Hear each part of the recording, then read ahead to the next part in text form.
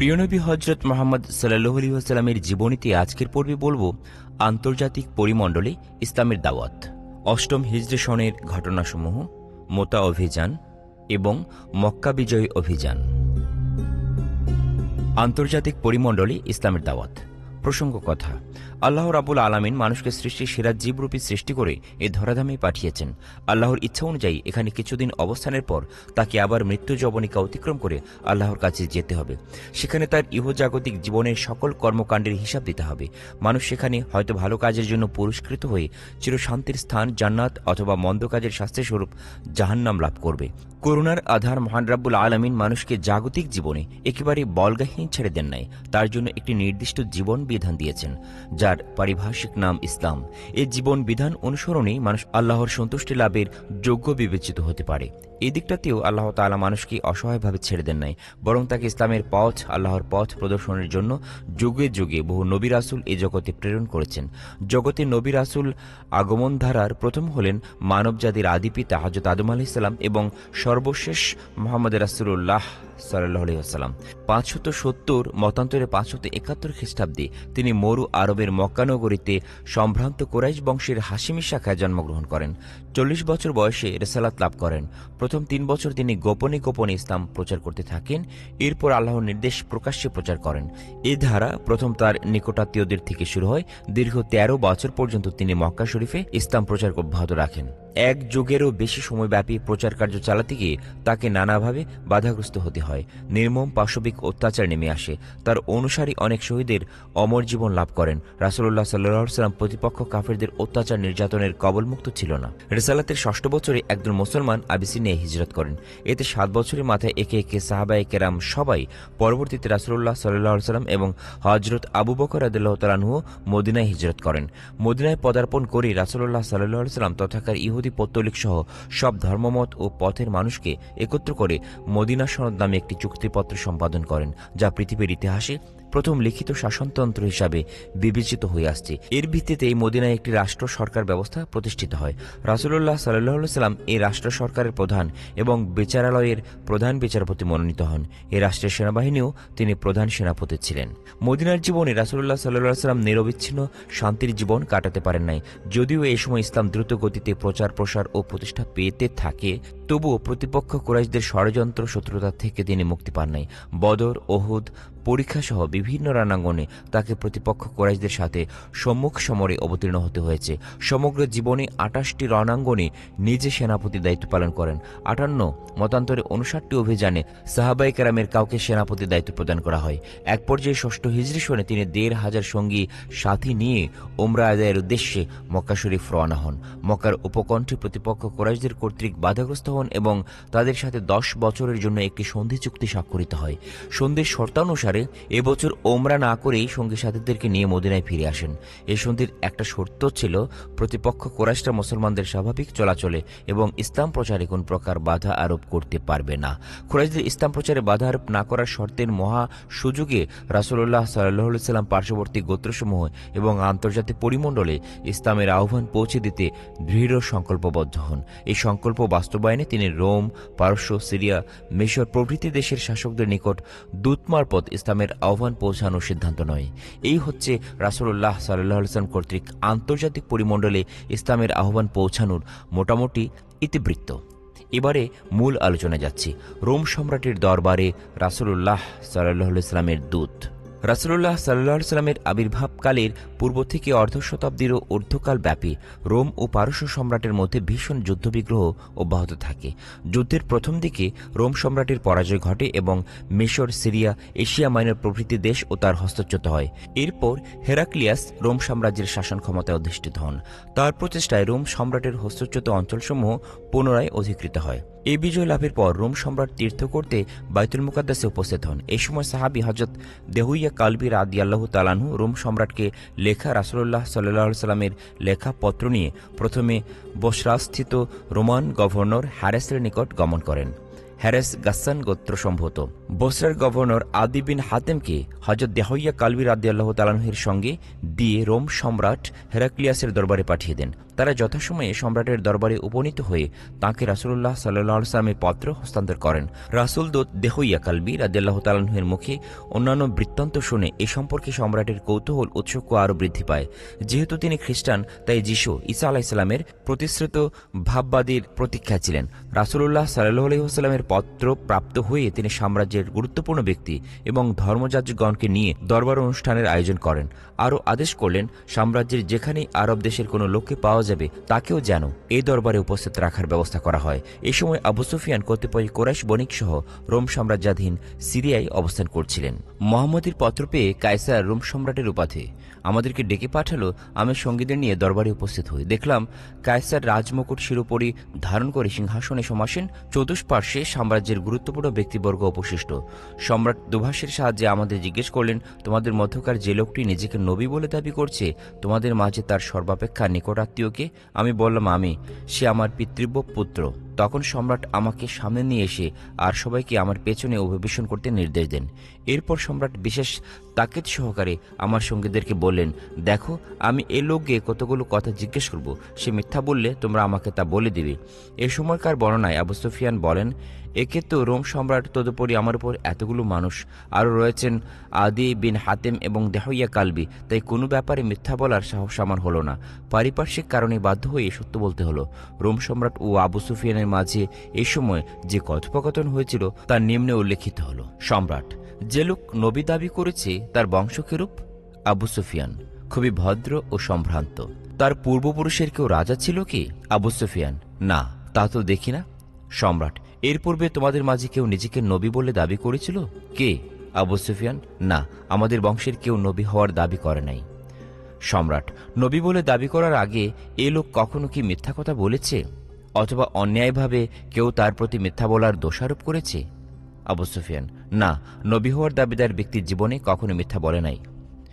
সম্রাট, আচ্ছা বলো তো, তোমাদের মধ্যকার কোন শ্রেণীর লোক তার অধিকতর অনুসারী, বড়লোকগুলো না গরিব লোকগুলো? আবু সুফিয়ান, তার অনুসারীদের অধিকাংশই দিন দুঃখী, গরিব এবং নব্য যুবক শ্রেণীর। সম্রাট, নবী দাবিদারের ভক্ত অনুসারী সংখ্যা দিন দিন কি বাড়ছে না কমছে? আবু সুফিয়ান, না, বরং দিন দিন বর্ধিত হয়ে চলেছে। সম্রাট, তার দিন গ্রহণ করার পর তৎপ্রতি অসন্তুষ্ট হয়ে কেউ কি দিন ত্যাগ করেছে? আবু সুফিয়ান, না। সম্রাট, তোমাদের সাথে তার কোনো যুদ্ধ বিগ্রহ ঘটেছে কি? আবু সুফিয়ান, জি হ্যাঁ, কয়েকবারই তার সাথে আমাদের যুদ্ধ বিগ্রহ হয়েছে। ফলাফল কি হয়েছে? আবু সুফিয়ান, কখনো আমরা বিজয় হয়েছি এবং কখনো তিনি বিজয় হয়েছেন। সম্রাট, তিনি কখনো প্রতিজ্ঞা ভঙ্গ করেছেন কি? আবু সুফিয়ান, না, তিনি কখনো প্রতিজ্ঞা ভঙ্গ করেন নাই, তবে বর্তমানে আমাদের সঙ্গে একটা সন্ধি চুক্তি রয়েছে, দেখা যাক তিনি কি করেন, তবে আমরা খুবই শঙ্কিত। সম্রাট, নবী হবার দাবিদার কি শিক্ষা দিয়ে থাকেন? আবু সুফিয়ান, তিনি এক অদ্বিতীয় আল্লাহর ইবাদত করতে বলেন, তার ইবাদতে অন্য কাউকে শরিক করতে কঠোরভাবে বারণ করেন। পুরুষানুক্রমে আমরা যেসব ঠাকুর দেবতার পূজা করে আসছি, তিনি আমাদেরকে সেসব পরিত্যাগ করতে বলেন। তিনি বলেন, আল্লাহ সর্বশক্তিমান ও করুণাময়, সর্বত্র বিদ্যমান, অতএব তার ইবাদতে অথবা তার নিকট প্রার্থনা জানাতে কোনো মধ্যস্থ বা সুপারিশকারীর দরকার হয় না। তিনি আল্লাহর ইবাদত করতে, আত্মীয়বর্গের সাথে সদ্ব্যবহার করতে আদেশ করেন। উপার্জিত সম্পদের 40 ভাগের 1 ভাগ গরিব নিঃস্বদের মাঝে বন্টন করে দিতে বলেন। সচ্চরিত্র, সত্যবাদী ও সুরুচি সম্পন্ন হতে সবাইকে তাগিদ দেন। প্রতিজ্ঞা ভঙ্গ করতে এবং আমানতে খেয়ানত করতে কঠোরভাবে নিষেধ করেন। রোম সম্রাটের সিদ্ধান্ত। আবু সুফিয়ানের সঙ্গে কথোপকথন শেষে রোম সম্রাট দরবারে উপস্থিত মক্কাবাসীদের উদ্দেশ্যে বললেন, দেখো, আমি প্রথমে নবুয়তের দাবিদার লোকটির বংশ পরিচয় সম্পর্কে জিজ্ঞেস করি। তাতে জানলাম তিনি আরবের সম্ভ্রান্ত উচ্চ বংশজাত। চিরকালীন নবী রাসূল এবং মহাপুরুষগণ উচ্চ ও সম্ভ্রান্ত বংশে জন্মগ্রহণ করেছেন। তোমরা বলেছ তার পূর্বপুরুষগণের কেউ রাজা ছিল না। এমন হলে হয়তো বলা যেত পূর্বপুরুষদের রাজা উদ্ধারের জন্য তিনি নবুয়ত দাবির আশ্রয় গ্রহণ করেছেন। সুতরাং এমন সন্দেহ করা হবে অমূলক। তোমরা বলেছ তার পূর্বে কেউ এমন কথা বলে নাই বা এমন দাবি করে নাই, তাই তিনি অন্যের অনুকরণে নবুয়তের দাবি উত্থাপন করেছেন, এমন মন্তব্য বলারও সুযোগ নাই। তোমরা বলেছ দিন দরিদ্র, নিঃস্ব এবং নব্য যুবক শ্রেণী তার ভক্ত অনুসারী। নবী রাসূলের বেলায় চিরকাল এমনটাই হয়ে আসছে। তোমরা স্পষ্ট স্বীকার করেছ নবুয়তের দাবিদার ব্যক্তি জীবনে কখনো মিথ্যা বলে নাই। সুতরাং ভাবার বিষয়, যে লোক জীবনে মানুষের সাথে মিথ্যা বলে নাই, সে কি করে আল্লাহ নামে মিথ্যা রচনা করবে? তোমরা স্বীকার করেছ কেউই তার দিন ত্যাগ করে ফিরে আসে না। মনে রেখো, এটা সত্য দিনের মহিমা মহাত্মাই বটে। ইমানের মহানন্দ একবার অন্তরের অন্তঃস্থলে প্রবেশ করলে এমনটাই হয়ে থাকে। তোমরা বলেছ যুদ্ধ বিগ্রহে তার জয় পরাজয় উভয়টাই হয়ে থাকে। এটা নবী রাসূলগণের পরীক্ষা। তোমরা বলেছ তিনি জীবনে কখনো প্রতিজ্ঞা ভঙ্গ করেন নাই। এটা নবী রাসূলেরই পরিচয়বাহী নিদর্শন। নবী রাসূলগণ কখনো প্রতিজ্ঞা ভঙ্গ করেন না। তোমরা বলেছ তিনি নামাজ, জাকাত, সচ্চরিত্রা, আত্মীয়বর্গের সাথে সদ্ব্যবহার, সদাচারের শিক্ষা দেন। তবে শোনো, তোমাদের উল্লেখিত কথাগুলো যদি সত্যই হয়ে থাকে, তবে আলোচ্য নবুয়তের দাবিদার আল্লাহর রাসূল যিশু অর্থাৎ ঈসা প্রতিশ্রুত ভাববাদী। আমিও তার জন্য প্রতীক্ষমানই ছিলাম। তবে তিনি যে তোমাদের দেশ আরবে আবির্ভূত হবেন তা ভাবতে পারি নাই। সাধ্যে কোলালে সর্বপ্রকার কষ্ট ক্লেশ করে আমি তার সমীপে উপস্থিত হতাম এবং তার পা ধুয়ে ধন্য হতাম। তোমরা সবাই শুনে রেখো, আমি এখনও যে সিংহাসনে বসে কথা বলছি, কালে আমার এই সিংহাসন এবং সাম্রাজ্য তার করতলগত হবে। এরপর সম্রাটের আদেশক্রমে রাসূলুল্লাহ সাল্লাল্লাহু আলাইহি ওয়াসাল্লামের পত্র পড়ে উপস্থিত সকলকে শোনানো হয়। আবু সুফিয়ান বলেন, মুহাম্মদের পত্র পঠিত হলে দরবারে কোলাহল ও উত্তেজনার সৃষ্টি হয়, তাই তাদের মাঝে কি কথাবার্তা হচ্ছে তা কিছুই বুঝতে পারি নাই। তখন সম্রাটের আদেশক্রমে আমরা দরবার হতে বের হই। সেদিনই আমার দৃঢ় প্রতিজ্ঞা জন্মেছিল, মুহাম্মদকে জগতে আর কেউ বাধা দিয়ে রাখতে পারবে না, তিনি অবশ্যই জয়ী হবেন। আবিসিনিয়া সম্রাট নাজ্জাশীর নিকট রাসূলুল্লাহ সাল্লাল্লাহু আলাইহি ওয়াসাল্লামের দূত। আন্তর্জাতিক পরিমণ্ডলে ইসলামের দাওয়াত কর্মসূচির অংশ হিসাবে রাসূলুল্লাহ সাল্লাল্লাহু আলাইহি ওয়াসাল্লাম আবিসিনিয়া রাজ নাজ্জাশীর নিকট দূত মারফত ইসলামের আহ্বান সম্বলিত পত্র প্রেরণ করেন। এই পত্রে ইসলামের প্রতি আহ্বানের সাথে সাথে হযরত ঈসা আলাইহিস সালামের সম্পর্কে লিখিত হয়েছিল। আমি ঘোষণা করছি, ঈসা আল্লাহর বাণী এবং প্রেরণা। সতীসাধ্যী পুণ্যবতী মারিয়ামের উদরে তার জন্ম। রাসূলুল্লাহ সাল্লাল্লাহু আলাইহি ওয়াসাল্লামের পত্র পেয়ে আবিসিনিয়া রাজ নাজ্জাশী রাজ্য, রাজত্ব, রাজক্ষমতা প্রভৃতির প্রলোভন পায়ে দোলে প্রকাশ্যে ইসলাম গ্রহণ করেন। তার ইন্তিকালের সংবাদ পেয়ে রাসূলুল্লাহ সাল্লাল্লাহু আলাইহি ওয়াসাল্লাম সাহাবায়ে কেরামকে নিয়ে তার গায়েবানা জানাজা পড়েন। মিশর রাজ্যের দরবারে ইসলাম। রাসূলুল্লাহ সাল্লাল্লাহু আলাইহি ওয়াসাল্লাম মিশর রাজ মাক্কুকাসের নিকটও দূত মারফত ইসলামের আহ্বান জানিয়ে পত্র প্রেরণ করেন। এই পত্রখানা কালের করাল গ্রাস থেকে অদ্যাবধি সুরক্ষিত হয়ে আছে। মিশরাজ পত্র পেয়ে ইসলাম গ্রহণ করেন নাই সত্য, তবে রাসূলুল্লাহ সাল্লাল্লাহু আলাইহি ওয়াসাল্লামের দূত ও পত্রের প্রতি যেভাবে সম্মান প্রদর্শন করেছেন এবং সবিনয়ী উপহার ও প্রলোভন সহ পত্রের উত্তর প্রদান করেছেন, তাতে মনে হয় ইহজাগতিক বাধা বিঘ্নের কারণে তিনি প্রকাশ্যে ইসলাম গ্রহণ করতে পারেন নাই, তবে তার অন্তর্জগতে মরুদুলালের চরণতলে আত্মসমর্পণ করেছিল। পারস্য সম্রাটের দরবারে রাসূলুল্লাহ সাল্লাল্লাহু আলাইহি ওয়াসাল্লামের দূত। রাসূলুল্লাহ সাল্লাল্লাহু আলাইহি ওয়াসাল্লাম পারস্য সম্রাটকে ও ইসলামের প্রতি আহ্বান জানিয়ে দূত মারফত পত্র প্রেরণ করেন। পারস্য সম্রাটের উপাধি কেসরা। সমকালীন কেসরার নাম ছিল খসরু পারভেজ। রাসূলুল্লাহ সাল্লাল্লাহু আলাইহি ওয়াসাল্লাম পত্র পাঠান্তে ক্রোধে, অহংকারে পারস্য সম্রাটের আপাদমস্তক কম্পন ধরে যায়। তার উক্তি, এত বড় স্পর্ধা! আমার এক গোলাম, একটা সামান্য প্রজা, আজ আমাকে স্বধর্ম ত্যাগের আহ্বান জানিয়ে পত্র লেখার দুঃসাহস প্রদর্শন করেছে। কত বড় স্পর্ধা! আমার নামের আগে তার নাম বসিয়েছে। এসব প্রলাপ বকতে বকতে কপাল পোড়া খসরু পারভেজ রাসূলুল্লাহ সাল্লাল্লাহু আলাইহি ওয়াসাল্লামের পত্রখানা ছেড়ে ফেলে। এখানেই শেষ নয়, এই দুর্ভাগা তার শাসনাধীন ইয়ামন অঞ্চলের শাসক বাজানকে পত্র মারফত কড়াচড়া নির্দেশ দিল, অবিলম্বে মুহাম্মদকে গ্রেপ্তার করে যেন তার দরবারে প্রেরণ করা হয় এবং এ নির্দেশের যেন কোনো অন্যথা না হয়। ইয়ামানের শাসনকর্তা বাজান সম্রাটের পরোয়ানা তামিল করে অবিলম্বে রাসূলুল্লাহ সাল্লাল্লাহু আলাইহি ওয়াসাল্লামের নামে গ্রেপ্তারি পরোয়ানা লিখে তা দুইজন রাজকর্মচারীর হাতে সমর্পণ করে মদিনায় পাঠিয়ে দেন। তারা মদিনায় পৌঁছে রাসূলুল্লাহ সাল্লাল্লাহু আলাইহি ওয়াসাল্লাম সমীপে উপস্থিত হয় এবং গ্রেপ্তারি পরোয়ানা দেখিয়ে সব ঘটনা খুলে বলে। তিনি পারস্য রাজ্যের কর্মচারী দুজনকে যথেষ্ট যত্ন আত্মি করলেও গ্রেপ্তারি পরোয়ানার প্রতি আদৌ ভ্রুক্ষেপ করেন না। এতে তারা যুগপৎ বিস্মিত ও ক্রোধান্বিত হয়ে বলল, আদেশ মতো হাজির হলে শাসনকর্তা বাজান আপনার জন্য সুপারিশ করতে পারেন, অন্যথায় রাজাধিরাজের প্রধান হলে আপনাকে স্বজনবর্গ সহ ভস্মীভূত হতে হবে। রাসূলুল্লাহ সাল্লাল্লাহু আলাইহি ওয়াসাল্লাম বাজান প্রেরিত দূতদ্বয়ের এসব প্রলোভোক্তির প্রতি আদৌ কর্ণপাত না করে তাদেরকে জিজ্ঞেস করলেন, আচ্ছা, তোমরা এমন করে দাড়ি গোঁফ সব মুন্ডিয়ে ফেলেছ কেন? দূতদ্বয় বলল, এটি আমাদের প্রভুর অর্থাৎ সম্রাটের নির্দেশ। তাই এর উত্তরে রাসূলুল্লাহ সাল্লাল্লাহু আলাইহি ওয়াসাল্লাম বললেন, আমাদের প্রভু অর্থাৎ আল্লাহর নির্দেশে দাড়ি বড় এবং গোঁফ ছোট করার। এরূপ কথোপকথনের পর তিনি দূতদ্বয়কে পরবর্তী দিন আসতে বলে বিদায় করেন। পরবর্তী দিন দূতদ্বয় এলে রাসূলুল্লাহ সাল্লাল্লাহু আলাইহি ওয়াসাল্লাম জিজ্ঞেস করলেন, কার হুকুম? কার পরোয়ানা নিয়ে তোমরা এসেছ? তারা পুনশ্চ উক্তি করল, সম্রাট খসরু পারভেজের পরোয়ানা। রাসূলুল্লাহ সাল্লাল্লাহু আলাইহি সাল্লাম বললেন, খসরু তো গতরাতে তার পুত্র সেরওয়াহ কর্তৃক নিহত হয়েছে। এবার তোমরা যেতে পারো। বাজানকে গিয়ে এ সংবাদ দাও। অতি অবশ্যই মনে রাখবে, ইসলাম অনতিবিলম্বে পারস্য রাজ্যের সিংহাসনের উপর আধিপত্য বিস্তার করবে। উল্লেখিতরূপ কথাবার্তায় দুর্দয় বিস্ময়ে বিমূঢ়। তারা বিদায় গ্রহণ করতে উদ্যত।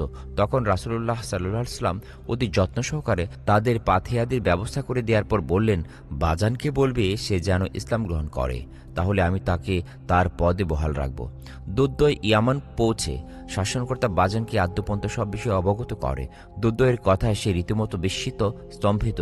তার স্বগতোক্তি, শহানশাহ খসরু পারভেজের নির্দেশ, মুহাম্মদকে গ্রেপ্তার করে রাজধানীতে পাঠাও। এই নির্দেশ তামিলে কোনো ত্রুটি করা হয় নাই। তাকে গ্রেপ্তারের উদ্দেশ্যে লোকও পাঠানো হলো, আর তিনি বলে পাঠাচ্ছে, তোমার সম্রাট গতরাতে তার পুত্র কর্তৃক নিহত হয়েছে। বাইবেলের কোথাও তো এমন স্পষ্ট ভবিষ্যৎবাণী খুঁজে পাওয়া ভার। অধিকন্তু আমাকে ইসলাম গ্রহণের উপদেশ দিচ্ছেন, তাহলে আমাকে আমার পদে বহাল রাখবেন। এর অর্থ এখন থেকে আরব উপদ্বীপ সম্পূর্ণ স্বাধীন স্বতন্ত্র রাষ্ট্রসত্তার অধিকারী। কোনো রাজ্য বা সম্রাটের দ্বারা পরোয়া করে না। নিজের সংকল্প বাস্তবায়ন সম্পর্কে মুহাম্মদের মনে সন্দেহ, সংশয়, দ্বিধাদ্বন্দ্বের লেশমাত্র নাই। এইসব চিন্তাভাবনার পর বাজান দরবারি পাত্রমিত্র, সভাসদ ও জনসাধারণকে সমগ্র ব্যাপার জানিয়ে বললেন, এই ভবিষ্যৎবাণী সত্য হলে নিঃসন্দেহে বুঝতে হবে মুহাম্মদ যথার্থই আল্লাহর নবী, সত্য নবী। সুতরাং কি ঘটে তা দেখার জন্য কয়েকদিন অপেক্ষা করাই শ্রেয়। বাজান ও অন্যান্যদের ইসলাম গ্রহণ। মদিনায় প্রেরিত দুর্দয় ফিরে আসার পর সমগ্র ব্যাপার অবহিত হয়ে ইয়ামনে পারস্য রাজ নিয়োজিত শাসনকর্তার সামনে কি ঘটে তা দেখার অপেক্ষা করার সিদ্ধান্ত নেন। অনতিবিলম্বে নতুন পারস্য সম্রাট ইয়ামন শাসক বাজানকে পত্র মারফত জানায়, খসরুকে তার অন্যায় আচরণের অপরাধে হত্যা করে আমি পারস্যের সিংহাসনে আরোহণ করেছি। ইয়ামনবাসী থেকে আমার আনুগত্যের বাধ্যতামূলক স্বীকৃতি আদায় করবে, আর মক্কায় যে ব্যক্তি সম্পর্কে আমার দ্বিতীয় আদেশ না পাওয়া পর্যন্ত কোনো কার্যকর ব্যবস্থা গ্রহণ করবে না। এই নির্দেশ পাওয়ার পর বাজান এবং ইয়ামনের বহু অগ্নিপূজারী পরিবার ইসলাম গ্রহণ করে ধন্য হন। রাজনৈতিক বিচারে যদিও বাজান তখনও পারস্য রাজ্যের অধীন ইয়ামন প্রদেশের শাসনকর্তা, কিন্তু তা কাগজে কলমে মাত্র। বস্তুত তিনি তখন ইয়ামনের স্বাধীন শাসকে পরিণত হয়েছেন। ইসলাম গ্রহণের কিছুকাল পরেও তিনি রাজ্যপাট দেখাশোনা করেন, কিন্তু কিছু দিনের মধ্যে একটি অতৃপ্তি, অস্বস্তি তাকে পেয়ে বসে। তিনি রাসূলের চরণের ঠাঁই নিতে ব্যাকুল হয়ে পড়েন এবং রাজ্য, রাজত্ব, রাজক্ষমতা সবকিছুর মায়ামোহ ত্যাগ করে দিন দরিদ্রের বেশে মদিনার উদ্দেশ্যে বের হন। কিন্তু শত্রুরা তাকে হত্যার সুযোগ খুঁজছিল। এই সুযোগে তারা বাজানকে গোপনে হত্যা করে ফেলে। প্রিয় রাসূলের চরণতলে শরণ গ্রহণের অতৃপ্ত বাসনা নিয়েই তিনি জান্নাতের পথে পাড়ি জমান। খালেদ, ওসমান ও আমরের ইসলাম গ্রহণ। সীমাবদ্ধ দৃষ্টিতে হুদাইবিয়ার সন্ধির শর্তগুলো ইসলামের নবী এবং মুসলমানদের জন্য অপমানজনক বলে মনে হলেও আল্লাহ পবিত্র কোরআনে একে ফওজান আজিমা, মহাবিজয় এবং ফাতহ মুবিন, সুস্পষ্ট বিজয় বলে অভিহিত করেছেন।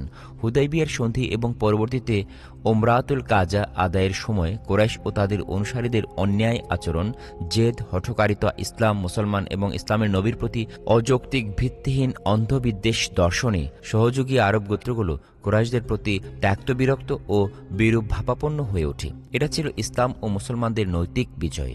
হুদাইবিয়ার সন্ধির কল্যাণে আরবের সর্বসাধারণ মানুষ নির্বিঘ্নে মুসলমানদের সঙ্গে মেলামেশা করে ইসলামের শিক্ষা ও মহত্ব সম্পর্কে অবহিত হওয়ার সুযোগ লাভ করে।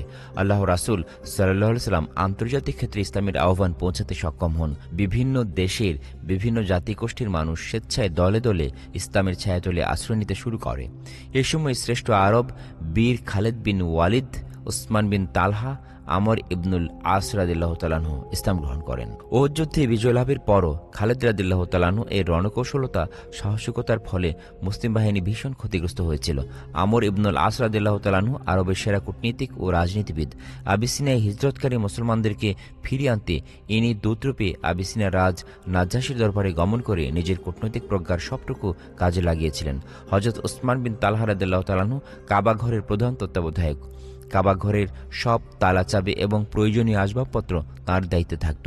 উল্লেখিত মনীষী ত্রয় হুদাইবিয়া সন্ধির পরে বিরাজিত শান্তির পরিবেশে ইসলাম গ্রহণ করেন। বাহরাইন প্রদেশ বিজয়।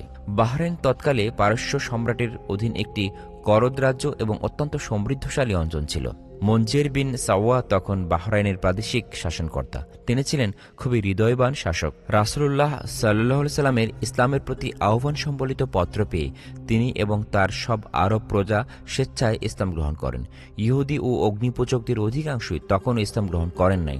এদের সম্পর্কে কি কার্যব্যবস্থা অবলম্বন করা যায় এই ব্যাপারে নির্দেশ প্রার্থনা করে মঞ্জের রাসূলুল্লাহ সাল্লাল্লাহু আলাইহি সাল্লামের নিকট পত্র লেখেন। তিনি তাদের ব্যাপারে মঞ্জেরকে ধীরে চলনীতি অবলম্বনে ধৈর্য ধারণের উপদেশ প্রদান করে স্থানীয় ইহুদি ও অগ্নিপূজকদের সব অপরাধ ক্ষমাসুন্দর দৃষ্টিতে দেখার পরামর্শ দেন। তিনি সুস্পষ্টভাবে এও বললেন, দিনের ব্যাপারে জোর জবরদস্তি, বল প্রয়োগ প্রকারান্তরে বদ্দিনই কর্মই বটে। আরও বললেন, যে উপদেশ এবং ইসলাম গ্রহণ করবে সে নিজেরই কল্যাণ সাধন করবে। তারাও ইসলাম গ্রহণ করলে তা ভালো কথা, নিজেদেরই কল্যাণ করল। আর স্বধর্মে বহাল থাকলে তাদেরকে জিজিয়া প্রদান করতে হবে। এছাড়া তাদের উপর রাষ্ট্র সরকারের অন্য কোনো অধিকার নেই। সাধারণ ইহুদি ও অগ্নিপূজকরা এই ব্যবস্থায় খুশিতে আত্মহারা হয়ে পড়ে। যাক, এতদিনে রাহমাতুল আলামিনের কল্যাণে আমরা করভার থেকে মুক্তি পেলাম। প্রাক ইসলামিক যুগে বাহরাইনের প্রজাপুঞ্জ পারসেরাজ ও রাজকর্মচারীদের অত্যাচারে একেবারে অতিষ্ঠ হয়ে পড়েছিল। জিজিরা এবং বেগার শব্দ দুটি তাদেরই আবিষ্কার। আম্মান প্রদেশ বিজয়। হুদাইবিয়ার সন্ধির পর যুদ্ধবিগ্রহ থেকে সাময়িকভাবে মুক্ত থাকার সুযোগে যখন রাসূলুল্লাহ সাল্লাল্লাহু আলাইহি ওয়াসাল্লাম আরব উপদ্বীপ ও পার্শ্ববর্তী দেশসমূহের শাসকদের নিকট পত্র মারফত ইসলামের দাওয়াত পৌঁছে চলেছেন, তখন আম্মানে জায়ফর ও আবদ ভাতৃযুগলের আধিপত্য বিস্তারিত ছিল। আরবের শ্রেষ্ঠ রাজনৈতিক ও কূটনৈতিক বিশারদ হযরত আমর ইবনুল আস রাদিয়াল্লাহু তাআলা আনহু আম্মান অধিপতি ভাতৃযুগলের উদ্দেশ্যে লেখা রাসূলুল্লাহ সাল্লাল্লাহু আলাইহি সাল্লামের পত্র বহন করে নিয়ে যান।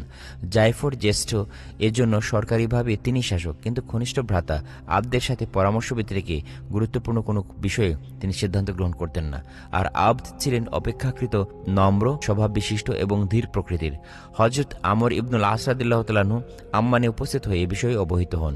তিনি আবাদের সাথে দেখা করাই যুক্তিসঙ্গত ভাবলেন এবং তার সাথে দেখা করে নিজের সেখানে গমনের উদ্দেশ্য ব্যক্ত করেন। এতদিনই আরবে আবির্ভূত রাসূলের কথা দেশ দেশান্তরে সর্বসাধারণের মাঝে ব্যাপক আলোচ্য বিষয়ে পরিণত হয়েছে। আবদ এই সম্পর্কে সবিশেষ অবহিত ছিলেন। তিনি হযরত আমর ইবনুল আস রাদিয়াল্লাহু তাআলা আনহুকে বললেন, দেখুন, শাসনতান্ত্রিক দিক দিয়ে আমার বড় ভাই শাসক। আমি যথাসময়ে আপনাকে তার সম্মুখে উপস্থিত হওয়ার সুযোগ করে দিতে পারি। এর আগে আমি কিছু কথা জানতে আগ্রহী। তখন আবদ ও রাসূল দূত আমর রাদিয়াল্লাহু তাআলা আনহুর মাঝে নাতিদীর্ঘ সংলাপ অনুষ্ঠিত হয়। ইতিহাসে তা অতি সযত্নে স্ববক্ষে ধারণ করে রেখেছে। নিম্নে দ্বিতীয় আম্মার অধিপতি আবদ ও রাসূল দূত আমর রাদিয়াল্লাহু তাআলা আনহুর মধ্যকার সংলাপ উপস্থাপন করা হলো। আবদ জিজ্ঞেস করল, আচ্ছা বলুন তো, আপনাদের এই রাসূল আমাদেরকে কিসের প্রতি আহ্বান জানাচ্ছেন? আমরের উত্তর, এক, একক, অদ্বিতীয়, অক্ষয়, অব্যয়, লা শরিক আল্লাহর ইবাদত করতে, তিনি ব্যতীত অন্য কিছুর পূজা অর্চনা ত্যাগ করতে, মুহাম্মদকে আল্লাহর রাসূল বলে স্বীকার করে নিতে আহ্বান জানাচ্ছেন। এবার আবদ বলেন, দেখুন আমর, আপনি আরবের একজন সম্মানিত গণমান্য সর্দারের পুত্র। আপনার পিতাকে আমরা আদর্শ স্থানীয় বলে মান্য করতাম। তিনি কি করেছেন? আমরের উত্তর, দুঃখের বিষয়, তিনি ইসলাম আবির্ভাবের পূর্বেই মৃত্যুবরণ করেছেন। আমিও দীর্ঘদিন তার মতেরই অনুসরণ করি। আবদ বললেন, তাহলে আপনার মতি পরিবর্তিত হলো কি করে? আমরের জবাব, সম্প্রতি আবিসিনিয়া রাজ নাজ্জাশীর দরবারে তিনিও ইসলাম গ্রহণ করেছেন। আবদ বিস্মিত হয়ে বললেন, বলেন কি, নাজ্জাশী মুসলমান হয়ে থাকলে তার প্রজাসাধারণ কি করেছে? আমর, তারা নাজ্জাশীকেই নিজেদের রাজা বলে স্বীকার করে নিয়েছে এবং প্রায় সবাই রাজ অনুকরণে ইসলাম গ্রহণ করেছে। আবেদের প্রশ্ন, প্রজাসাধারণ বলতে পাদ্রী পুরোহিত সকলেই? আমরের জবাব, হ্যাঁ, সকলেই। আবদ আরও বিস্ময়ে বিমূঢ় হয়ে বললেন, আমর, ভেবেচিন্তে কথা বলুন, মানুষের জন্য মিথ্যা বলার চাইতে ঘৃণা আর কিছু হতে পারে না। আমরের জবাব, মিথ্যা কিছু বলছি না, সবই সত্য, জীবনে কখনো মিথ্যা বলি নাই। ইসলামে মিথ্যা বলা মহাপাপ, শাস্তিযোগ্য অপরাধ। আবদের প্রশ্ন, আবিসিনিয়া তো রোম সাম্রাজ্যের অধীন করদ রাজ্য। আবিসিনিয়া রাজ নাজ্জাশীর ইসলাম গ্রহণের কথা কি রোম সম্রাট হেরাক্লিয়াস জানতে পারেন নাই? জেনে থাকলে তার প্রতিক্রিয়া কি? আমর, রোম সম্রাটের জানার কিছুই বাকি নাই। তিনি লাচার, অক্ষম। আবিসিনিয়া এখন আর রোমের করদ রাজ্য নয়। এক কানাকড়ি করও এখন তারা রোম সম্রাটকে দেয় না। আবদ, কি প্রলাপ বকছেন আমর? আমর বললেন, প্রলাপ নয়, সত্য বলছি। তদন্ত করালে নিজেই সবকিছু অবহিত হতে পারবেন। এবার আবদের শেষ প্রশ্ন, আচ্ছা আমর, বলুন তো, আপনাদের রাসূল মানুষকে আর কি কি কাজের আদেশ এবং কি কি কাজ হতে নিষেধ করেন? আমর বললেন, আমাদের রাসূল মানুষকে আল্লাহর আজ্ঞাবহ থাকতে আদেশ করেন এবং তার অবাধ্য হতে বারণ করেন। তিনি নির্বিশেষে সকল মানুষের সাথে সদাচার সদ্ব্যবহার করতে এবং স্বজনবর্গের সাথে সদাচার প্রদর্শন ও তাদের হিত সাধন করতে নির্দেশ প্রদান করেন। অত্যাচার, অবিচার, অনাচার, ব্যভিচার, মদ্যপান, পাথর পূজা, প্রতিমা পূজা এবং ক্রস পূজা করতে বারণ করেন। আমর রাদিয়াল্লাহু তাআলা আনহুর সাথে আলাপচারিতায় আব্দ অত্যন্ত মুগ্ধ বিমোহিত হয়ে বললেন, ইসলামের শিক্ষা আদর্শ খুবই সুন্দর, কল্যাণকর। আমার ভাই সম্মত হলে আমরা রাসূলের দরবারে উপস্থিত হয়ে ইসলাম গ্রহণ করতাম। রাজত্বের মায়ামোহে তিনি কি করেন বলা যাচ্ছে না। আমর বললেন, ইসলাম গ্রহণ করলেও রাজক্ষমতা শাসন তারই থাকবে, তবে মুসলমান হিসাবে তখন তার কয়েকটি নতুন কাজ সম্পাদন করতে হবে। তা হচ্ছে স্থানীয় ধনশালী লোকদের থেকে কিছু সদকা আদায় করে স্থানীয় দিন দরিদ্র নিঃস্ব লোকদের মাঝে বন্টন করতে হবে। সদকার স্বরূপ জানতে চাইলে হযরত আমর ইবনুল আস রাদিয়াল্লাহু তাআলা আনহু ইসলামের সদকা, ফিতনা ও জাকাত বিধান সম্পর্কে যথাসাধ্য তাকে বুঝিয়ে বলেন। আরও বললেন, অবস্থাপন্নদের প্রয়োজন অতিরিক্ত সম্পদের একটি নির্দিষ্ট অংশ সরকারি কর্মচারীদের মাধ্যমে আদায় করে দিন দরিদ্রদের মাঝে বন্টন করে দিতে হবে। ইসলামের ধনীদের উদ্বুদ্ধ সম্পদে এটি দিন দরিদ্রের নির্দিষ্ট অধিকার, কোনো প্রকার দয়ার দান নয়। পশুপালের জাকাতের কথা উঠলে আব্দ বললেন, মাঠ আর জঙ্গলের ঘাসপাতা খেয়ে লালিত পালিত পশুরও একটি নির্দিষ্ট অংশ বাধ্যতামূলকভাবে দিন দরিদ্রদেরকে দিতে হবে। আমর বললেন, হ্যাঁ অবশ্যই, না হলে রাষ্ট্র সরকার বল প্রয়োগে তা আদায় করে নেবার শাসনতান্ত্রিক অধিকার সংরক্ষণ করে। আব্দের সাথে আলাপের পর কিছুদিন অপেক্ষা করে রাসূল সাল্লাল্লাহু আলাইহি সাল্লামের দূত আমর রাদিয়াল্লাহু তাআলা আনহু প্রধান আম্মান অধিপতি জায়ফরের সাথে সাক্ষাতের সুযোগ পান এবং রাসূলুল্লাহ সাল্লাল্লাহু আলাইহি সাল্লামের সিলমোহরকৃত পত্র হস্তান্তর করেন। জায়ফর তা পাঠ করে নীরবে কনিষ্ঠ ভ্রাতা আব্দের হস্তে অর্পণ করেন। এখানেও জায়ফর রাসূলদূতকে কতগুলো প্রশ্ন করলে তিনি জবাব দেন।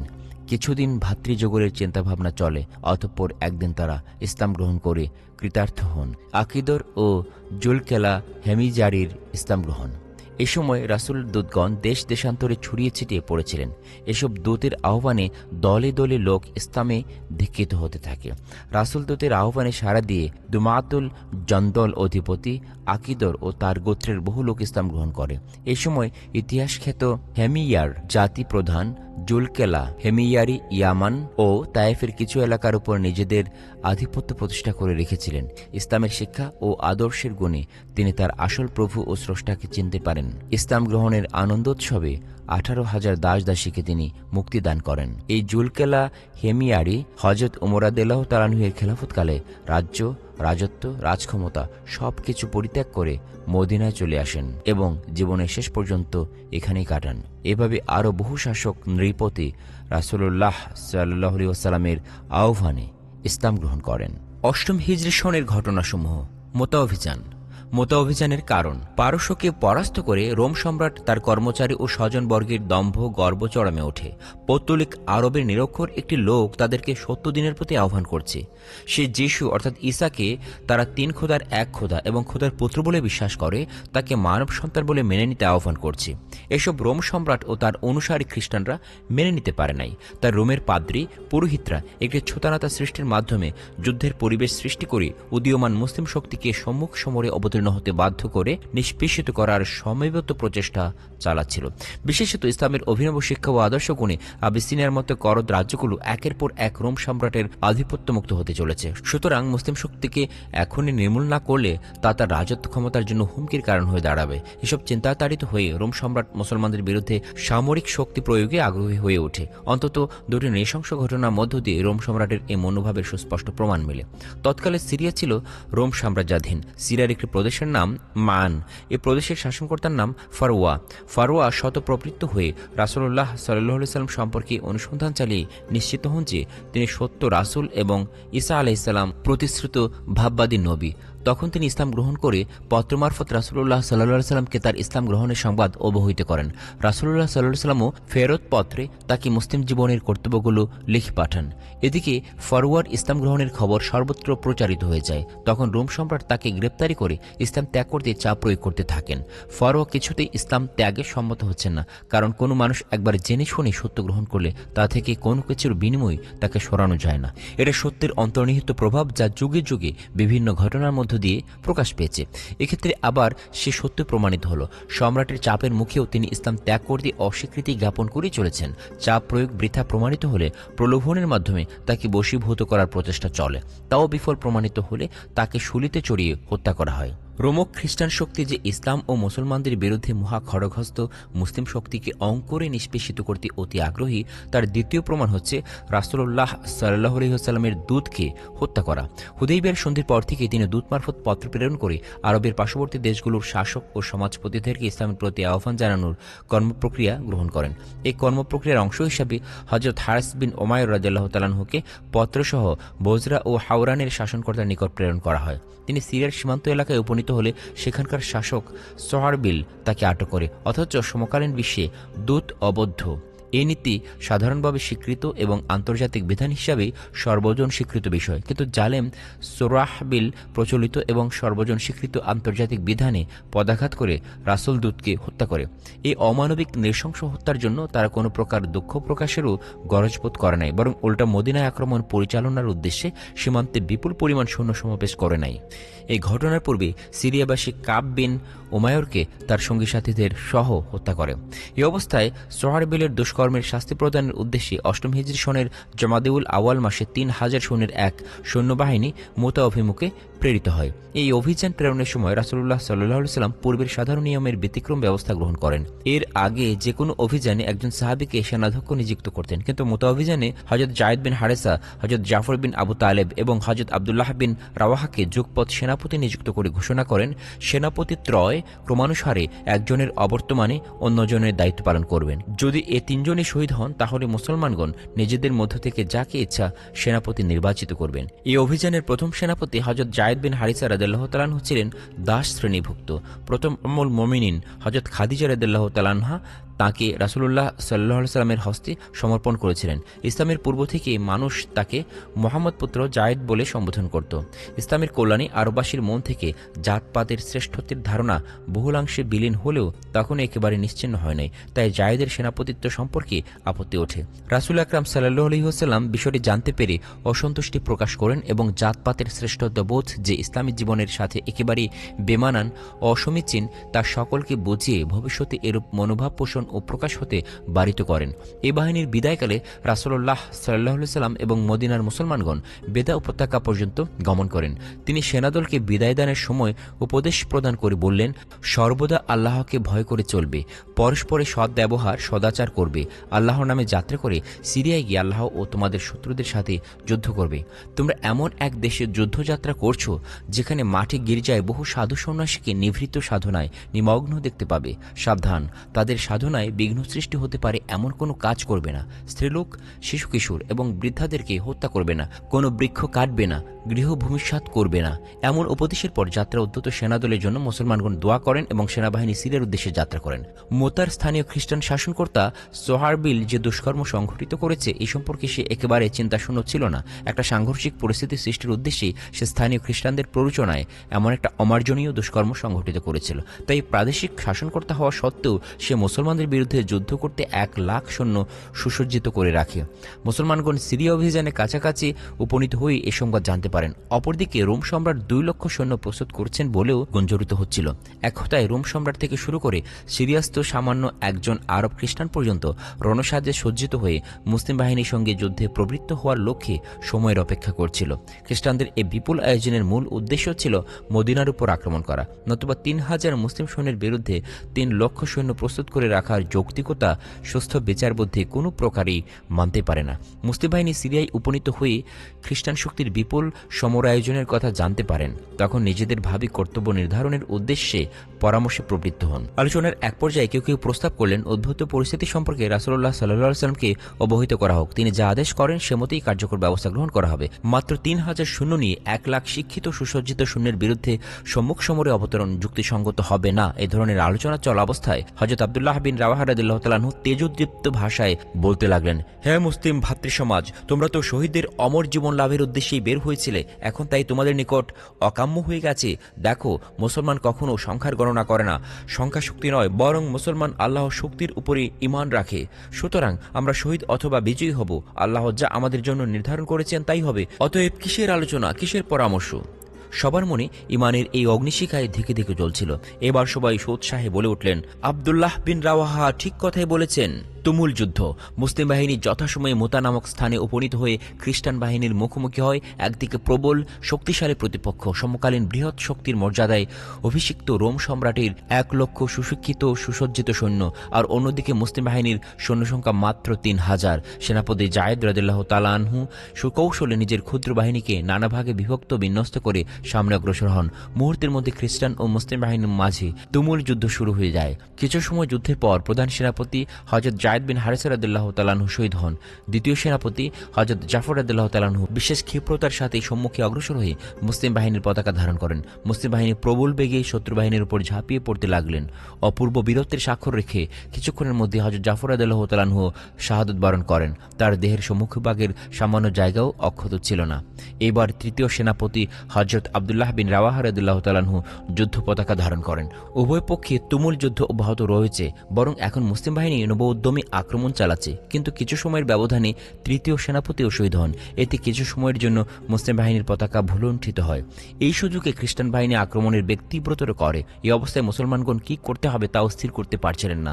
এই সময়কার অবস্থা বর্ণনায় সাহাবী হযরত আবু আমির রাদিয়াল্লাহু তাআলা আনহু বলেন, দুইজন মুসলমানকেও এ সময় আমি একত্রে দেখতে পাই নাই। এই অবস্থায় কিছু মুসলমান পলায়ন উদ্যত হন। তখন সাহাবী হযরত উকবা বিন আমির রাদিয়াল্লাহু তাআলা আনহু উচ্চস্বরে বলতে লাগলেন, পলাতক অবস্থায় নিহত হবার চেয়ে অগ্রবর্তী হয়ে নিহত হওয়া শ্রেয়তর। তার স্বর কর্ণগোচর হতেই মুসলমানদের চৈতন্য ফিরে আসে। পলায়ন উদ্যত মুসলমানরাও ঘুরে দাঁড়ান। এই সময় হযরত সাবিত বিন আরকাম রাদিয়াল্লাহু তাআলা আনহু মরণভূ প্রবেশ করে ভুলুণ্ঠিত পতাকা তুলে নিয়ে সবেগে আন্দোলিত করে চিৎকার করে বলতে লাগলেন, মুসলিম বীর সকল, কে কোথায় আছো এদিকে আসো, একজন সেনাপতি নির্বাচিত করে নাও। সাবেত এবং অন্য সবাই পরবর্তী সেনাপতিরূপে খালেদের নাম করতে লাগলেন। খালেদ বললেন, ভাই সাবেত, আপনি আমাদের শ্রদ্ধাভাজন ভক্তিভাজন, আপনি এই গুরুদায়িত্ব বহন করুন। সাবেত বললেন, খালেদ, ভাব প্রবণতা ছাড়ো, দলের সিদ্ধান্ত মানতে তুমি বাধ্য। সুতরাং রাসূলের পতাকা গ্রহণ করো এবং আমাদেরকে কর্তব্য নির্দেশ করো। সকলের সিদ্ধান্তক্রমে অবশেষে হযরত খালিদ রাদিয়াল্লাহু তাআলা আনহু মুসলিম বাহিনীর পতাকা গ্রহণ করেন। এইবারই বলছি খালেদের যুদ্ধ কৌশল। হযরত খালিদ বিন ওয়ালিদ রাদিয়াল্লাহু তাআলা আনহু আরব শ্রেষ্ঠ বীর, অতুলনীয় দৈহিক শক্তি সামর্থ্যের অধিকারী, সর্বোপরি নজিরবিহীন রণনিপুণ রণকুশলী। খ্রিস্টান শক্তির দর্ভ চূর্ণ বিচূর্ণ করতে মহান আল্লাহ তার উত্থান ঘটিয়েছেন। অনেকক্ষণ পরে পতাকা উড্ডীন দেখে বিক্ষিপ্ত মুসলিম সৈন্যদল সেখানে ছুটে আসতে থাকেন।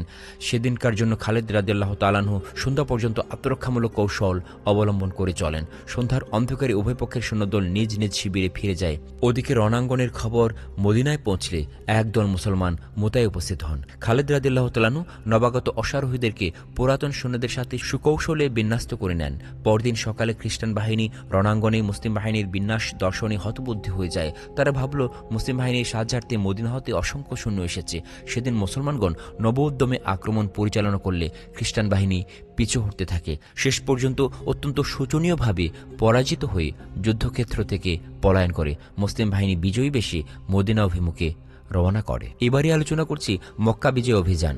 অভিযানের কারণ, সন্ধির শর্তভঙ্গ। হুদাইবিয়ার সন্ধির একটি শর্ত ছিল আরবের অপরাপর গোত্রগোষ্ঠী নিজেদের ইচ্ছামতো মুসলমান অথবা কুরাইশ পক্ষের সাথে মিত্রতা সখ্যতা স্থাপন করতে পারবে।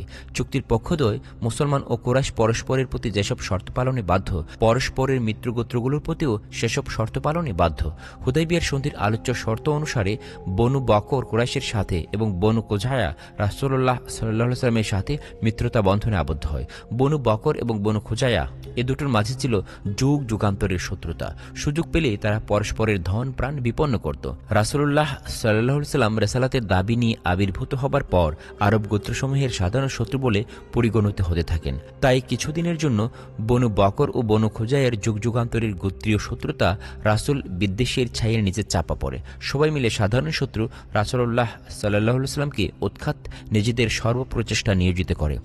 হুদাইবিয়ার সন্ধির ফলে রাসূলুল্লাহ সাল্লাল্লাহু আলাইহি ওয়াসাল্লাম ও ইসলাম বিরোধিতায় নিয়োজিত তাদের প্রকৃতিগত কলহ কোন্দল ও জিঘাংসাবৃত্তি চরিতার্থকরণের সুযোগটুকু বিনষ্ট হয়ে যায়। এতে তাদের যুগ যুগান্তরের শত্রুতার ভাব পুনরায় মাথাচাড়া দিয়ে ওঠে এবং একে অন্যের কণ্ঠনালীচ্ছেদনের উদ্দেশ্যে দাঁত কটমট করতে থাকে। খুজাই গোত্র যখন মুসলমানদের সাথে মিত্রতা বন্ধনে আবদ্ধ হয় তখন মুসলমান পক্ষের প্রধান হিসাবে রাসূলুল্লাহ সাল্লাল্লাহু আলাইহি ওয়াসাল্লামই প্রতিজ্ঞাবদ্ধ হয়েছিলেন। এর ফলে খুজাই গোত্র মুসলমানদের রক্ষণাধীন ছিল। যুগ যুগান্তরের রক্তপিপাসু শত্রু বনু বকর যাতে কুরাইশের সহায়তায় কোনো প্রকার অত্যাচার নির্যাতন চালাতে না পারে, কেবল এই আশাই খুজাই গোত্র মুসলমানদের সাথে মিত্রতা বন্ধনে আবদ্ধ হয়। অবশ্য বনু খুজাইয়ের প্রধান ব্যক্তিগণ শুরু থেকে রাসূলুল্লাহ সাল্লাল্লাহু আলাইহি ওয়াসাল্লাম ও মুসলমানদের প্রতি অত্যন্ত সহানুভূতিশীল ছিলেন। খুজাইদের উপর অত্যাচারের কারণ।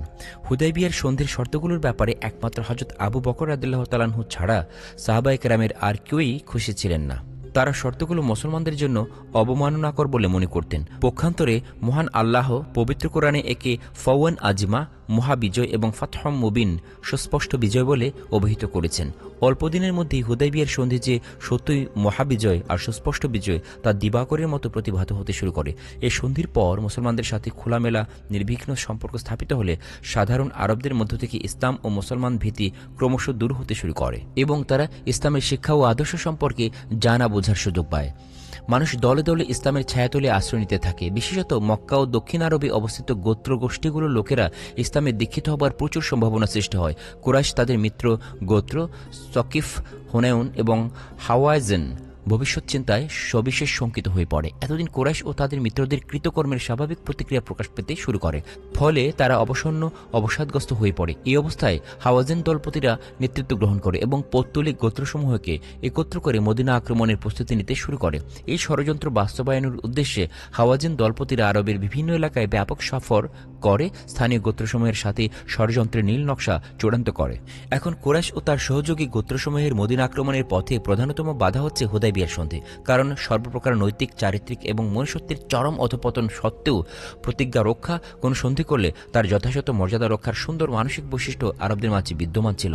এখন কুরাইশ ও তাদের মিত্ররা চিন্তা করে দেখল হুদাইবিয়ার সন্ধি বিদ্যমান অবস্থায় মদিনার উপর আক্রমণ চালালে তাদেরকে ভীষণ দুর্নামগ্রস্ত এবং লোকমুখে চরমভাবে নিন্দিত হতে হবে। এমনিতে এই সন্ধি স্থাপনের প্রাক্কালে কাবাঘর তাওফের উদ্দেশ্যে আগত মুসলমানদের মক্কা প্রবেশে বাধা সৃষ্টি করে তারা সাধারণ আরবদের বিরাগভাজন হয়েছে। আর সন্ধির ফলাফল যা পরিদৃষ্ট হচ্ছে তা তাদের জন্য চিরস্থায়ী হুমকি হয়ে দাঁড়াবে। এমনকি অস্তিত্বের সুতা ধরে টান মারার সম্ভাবনাই প্রকট। এই অবস্থায় হুদাইবিয়ার সন্ধি বিদ্যমান থাকতে মদিনার উপর আক্রমণ চালালে অপরাপর আরব গোত্রসমূহ তাদের দিক থেকে স্থায়ীভাবে মুখ ফিরিয়ে নেবে, ফলে হিতে বিপরীত ঘটার সম্ভাবনাই বেশি। তাই এমন এক কৌশল গ্রহণ করতে হবে যাতে হুদাইবিয়ার সন্ধি একটি অকার্যকর কাগজে বিষয়ে পরিণত হয়। কিভাবে হুদাইবিয়ার সন্ধি বানচাল করা যায়, এই ভাবনার চিন্তার এক পর্যায়ে কুরাইশ ও তাদের মিত্র হাওয়াযিন গোত্রের সায়ন দৃষ্টি পড়ে দক্ষিণ আরবে অবস্থিত খুজাই গোত্রের প্রতি। কারণ একমাত্র এ গোত্রই মুসলমানদের প্রতি সহানুভূতি সম্পন্ন এবং তাদের সাথে মিত্রতা শুদ্ধে আবদ্ধ।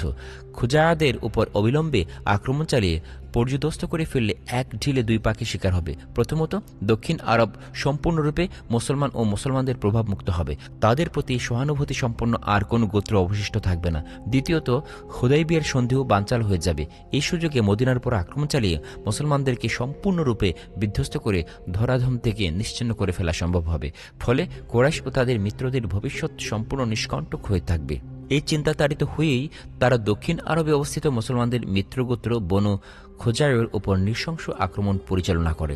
এটি যে বুমেরাং হতে পারে এ ভাবনাও কুরাইশ এবং তাদের মিত্রদের মনোজগতে উদিত হয় নাই। বনু খুজাইয়ের উপর আক্রমণ। হুদাইবিয়ার সন্ধি বানচালের অসৎ উদ্দেশ্য প্রণোদিত হয়ে কুরাইশ ও তাদের মিত্ররা ষড়যন্ত্র আঁটে। ষড়যন্ত্রের নীল নকশা সম্পন্ন করে তা বাস্তবায়নের জন্য কুরাইশরা বনু খুজাইয়ের চিরশত্রু বনু বকরকে উত্তেজিত করে তোলে।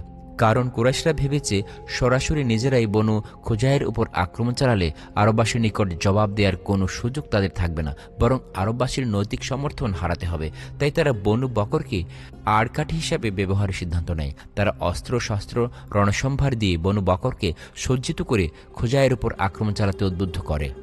শুধু তাই নয়, স্বনামখ্যাত কুরাইশ নেতা সাফওয়ান, সাইবা, শাহল, হুতাইথেব, মেখরাজ প্রমুখ এই আক্রমণে বনু বকরের সাথে অংশগ্রহণ করে।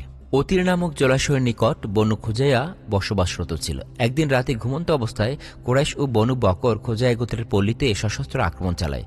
একে তো ঘুমন্ত অবস্থায় আক্রমণ, তদুপরি হুদাইবিয়ার সন্ধির পর থেকে বনু খোজাইয়ের লোকেরা সম্পূর্ণ নিঃশঙ্ক নিরুদ্বেগ ছিল। তাই তেমন কোনো অস্ত্রশস্ত্র সংরক্ষণেরও তার খুব একটা গরজবোধ করে নাই। সুতরাং নির্বিচারে প্রাণদান অথবা পালিয়ে জীবন রক্ষা ছাড়া দ্বিতীয় কোনো পথ তাদের তখন খোলা ছিল না। এ নৃশংস হত্যাযুগের পর জনৈক খোজাই কবি রাসূলুল্লাহ সাল্লাল্লাহু আলাইহি ওয়াসাল্লামের দরবারে যে করুণ শোকগাথা আবৃত্তি করেছিলেন, তাতে এই আক্রমণের নৃশংসতার পূর্ণ স্বরূপ ফুটে ওঠে। খোজাইয়া কবির আবৃত্তিকৃত শোকগাথার ভাবার্থ হচ্ছে, মোহাম্মদ, দোহাই, আল্লাহর দোহাই দিয়ে আর্তনাদ করছি, দেখো কুরাইশ তোমার সাথে বিশ্বাসঘাতকতা করছে, চরম বিশ্বাসঘাতকতা। তারা তোমার প্রতিজ্ঞাপত্র হুদাইবিয়ার সন্ধি বাতিল করে দিয়েছে। নৈশ অন্ধকারে তারা আমাদের অতিরস্থ আবাসগুলোয় অতর্কিতে আক্রমণ করে আমাদেরকে শায়িত ও উপবিষ্ট অবস্থায় হত্যা করেছে। জাহিলিয়া যুগীয় দুধর্ষ আরবদের মনোজগতে এই সংস্কার বদ্ধমূল ছিল যে কাবার হরমে আশ্রয়গ্রহণকারীকে হত্যা করা মহাপাপ।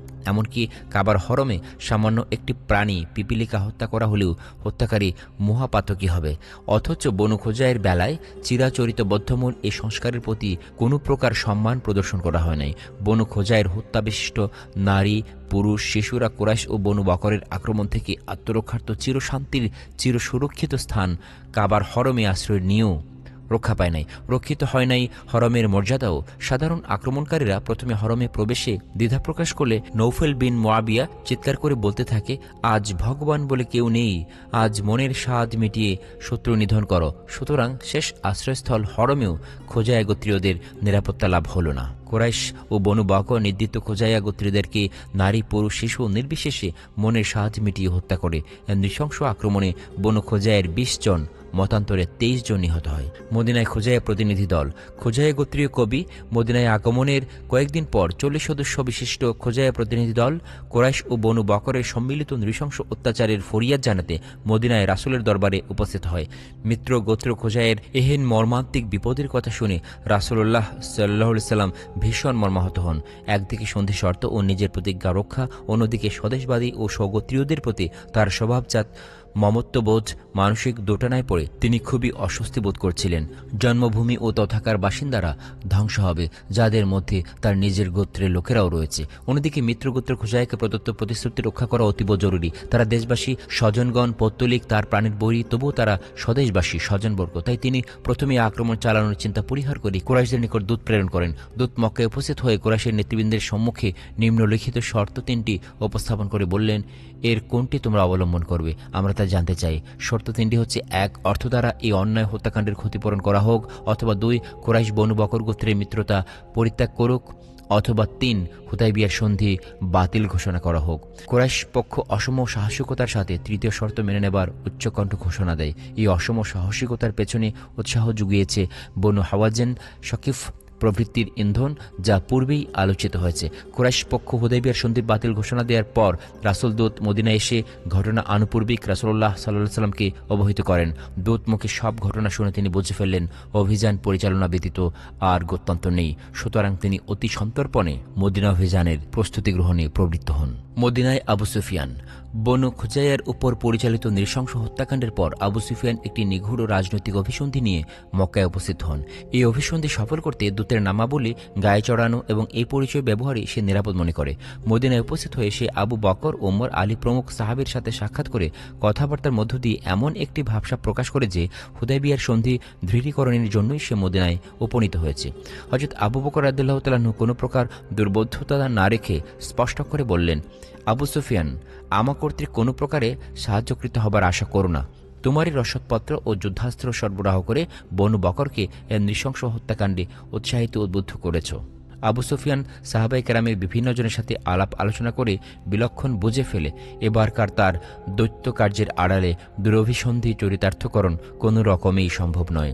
বিশেষত হযরত আবু বকর রাদিয়াল্লাহু তাআলা আনহুর দ্ব্যর্থহীন জবাব তাকে একেবারেই হতাশ করে। অবশেষে সে দাবার শেষ গুটি চালার সিদ্ধান্ত নেয়।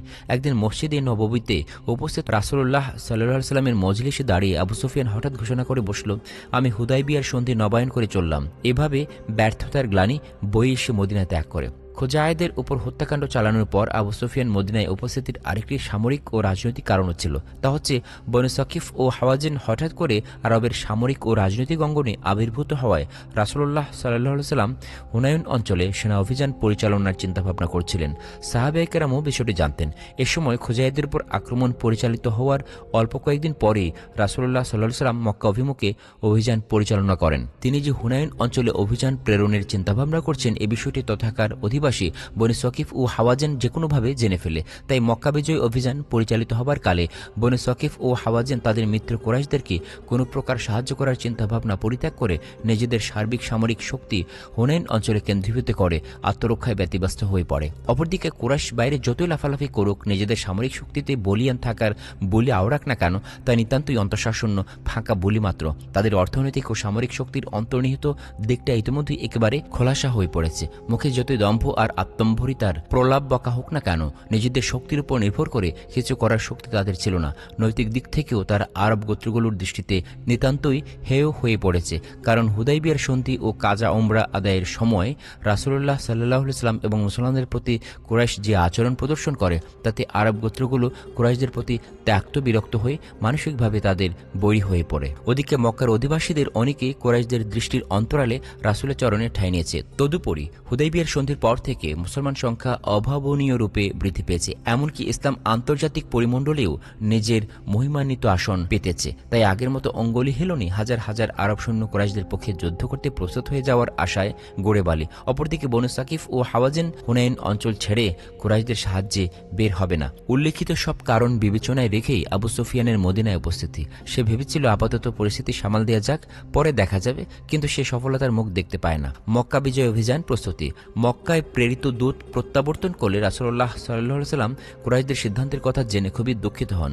নিজের দূত প্রেরণপূর্বক অনুরোধ উপরোধ করে বোঝানোর জন্য চেষ্টার এক শেষ করলেন, কিন্তু হতভাগারা কিছুই বোঝার চেষ্টা করে নাই। সুতরাং একান্ত বাধ্য হয়ে তিনি খোজায়ে গোত্রের প্রতি কৃত অত্যাচারের প্রতিবিধান উদ্দেশ্যে মক্কায় অভিযান চালাতে সংকল্পবদ্ধ হন।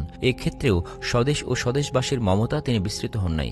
তাই এমনভাবে প্রস্তুতি গ্রহণ করতে থাকেন যাতে কুরাইশ পক্ষ ঘুণাক্ষরেও এই অভিযান সম্পর্কে জানতে না পারে। কেননা জানতে পারলে কুরাইশ বিশাল মুসলিম বাহিনীর মুখোমুখি হবে, অথচ মুসলিম বাহিনীর আক্রমণ প্রতিরোধ করার সামরিক শক্তি তাদের নেই। ফলে এমন একটি হঠকারী সিদ্ধান্ত নিলে তারা ধনে প্রাণ নিঃশেষ হবে। তারা প্রাণের বৈরী ইসলাম প্রচার ব্যাপদেশে অকথ্য অত্যাচার নির্যাতন চালিয়েছে সত্য, কিন্তু তারপরেও তো স্বদেশবাসী স্বজনবর্গ। সুতরাং স্বদেশবাসী আর স্বজনবর্গের জন্যই তিনি গোপনে প্রস্তুতি গ্রহণের সিদ্ধান্ত নেন। এমনকি প্রথম দিকে হযরত আবু বকর রাদিয়াল্লাহু তাআলা আনহু এই অভিযান সম্পর্কে কিছু জানতেন না। এই অভিযানের সংবাদ যেন কোনো ক্রমে বাইরে প্রচারিত না হতে পারে, এ লক্ষ্যে মদিনার চতুর্পাশে কড়া পাহারা বসানো হয় এবং কয়েকদিনের জন্য বিদেশি লোকদের বহির্গমন নিষিদ্ধ ঘোষিত হয়। হযরত হাতিব রাদিয়াল্লাহু তাআলা আনহুর পদস্খলন। হিজরতকালে হযরত হাতিব বিন আবি বালতাআ রাদিয়াল্লাহু তাআলা আনহু নিজের পরিবারবর্গ মক্কায় রেখে আসেন। এ দীর্ঘ 8 বছরেও তিনি তাদেরকে মদিনায় নিয়ে আসার কোনো সুযোগ করতে পারেন নাই। অধিকন্তু তিনি যদিও মক্কায় বসবাস করছিলেন, কিন্তু তিনি কুরাইশ নন। রাসূলুল্লাহ সাল্লাল্লাহু আলাইহি ওয়াসাল্লামের মক্কা অভিযানের প্রস্তুতি দেখে তিনি নানা শঙ্কায় শঙ্কিত হয়ে পড়েন। তিনি ভাবলেন, মুসলিম বাহিনী মক্কা আক্রমণের সময় তার পরিবারবর্গ কোথাও গিয়ে দাঁড়াতে বা কারো সাহায্য সহানুভূতি পেতে পারে এমন কোনো সুযোগ নেই। তাই কুরাইশকে এই অভিযানের সংবাদ পূর্বাহ্নে অবহিত করলে তার পরিবারবর্গের সামরিক নিরাপত্তা লাভের একটা ব্যবস্থা হয়ে যেতে পারে। এই ভাবনা তাড়িত হয়ে তিনি উম্মে সারাহ নামে কুরাইশের জনৈক ব্যক্তির মুক্তিদানকৃত দাসীর মাধ্যমে এই অভিযানের সংবাদ নিয়ে একখানা পত্র পাঠান। এ সময় উম্মে সারাহ আর্থিক অভাব পূরণে সাহায্য লাভের উদ্দেশ্যে রাসূলুল্লাহ সাল্লাল্লাহু আলাইহি সাল্লামের সমীপে আগমন করে। তিনি তার অভাব পূরণ করে দিলে সে মক্কা অভিমুখে রওনা করে। রাসূলুল্লাহ সাল্লাল্লাহু আলাইহি সাল্লাম হাতিব রাদিয়াল্লাহু তাআলা আনহুর পদস্খলনের কথা জানতে পেরে জুবাইর, মেগদাদ ও আলী রাদিয়াল্লাহু তাআলা আনহুকে ডেকে বললেন, রওজায়ে খাক স্থানের আগে দম ফেলবে না, তথায় এক বিদেশি স্ত্রীলোককে দেখতে পাবে। তার নিকট একখানা পত্র আছে, সেই পত্রখানা নিয়ে আসতে হবে। আদেশ প্রাপ্তি মাত্র সাহাবিত্রয় অশ্বারোহণ পূর্বক লক্ষ্যস্থলের প্রতি ঊর্ধ্বশ্বাসে ধাবিত হন এবং উম্মে সারের কাছ থেকে হযরত হাতিব রাদিয়াল্লাহু তাআলা আনহুর পত্রখানা উদ্ধার করে নিয়ে আসেন। রাসূলের দরবারে সাহাবায়ে কেরামের সম্মুখে হাতিব রাদিয়াল্লাহু তাআলা আনহুর মোকদ্দমা উপস্থাপিত হয়। তিনি মক্কার অবস্থিত পরিবারবর্গের জন্য তার দুশ্চিন্তার কথা অকপটে স্বীকার করেন। তার এই স্বীকারোক্তি শুনে রাসূলুল্লাহ সাল্লাল্লাহু আলাইহি ওয়াসাল্লাম বলেন, হাতেব সত্য কথাই বলেছে। রাসূলুল্লাহ সাল্লাল্লাহু আলাইহি ওয়াসাল্লামের গোপন বিষয় ফাঁস হওয়ার অপরাধে হযরত ওমর রাদিয়াল্লাহু তাআলা আনহু হাতেবকে হত্যা করার প্রস্তাব করেন। রাসূলুল্লাহ সাল্লাল্লাহু আলাইহি ওয়াসাল্লাম ইসলাম ও মুসলমানদের জন্য হাতেব রাদিয়াল্লাহু তাআলা আনহু এর অতীত অবদানের কথা তুলে তাকে ক্ষমা করে দেন। রাসূলুল্লাহ সাল্লাল্লাহু আলাইহি ওয়াসাল্লামের মক্কা অভিমুখে যাত্রা।